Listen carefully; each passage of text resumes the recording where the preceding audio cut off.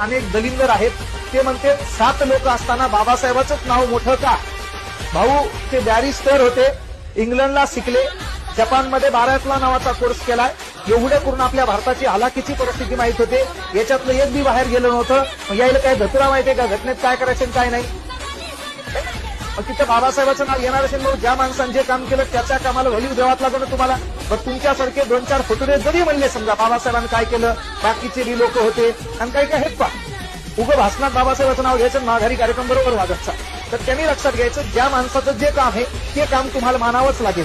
याच्यात दोघांना राजीनामा दिलाय, म्हणजे एक जण गेलो होतं त्याच्या जागी दुसरा आलं, एका राजीनामा दिला, 5 जणांचं नाव इतिहासात कुठंच दिसलं नाही, डायरेक्ट इथंच कसं मोठं होईल भाऊ, है ना?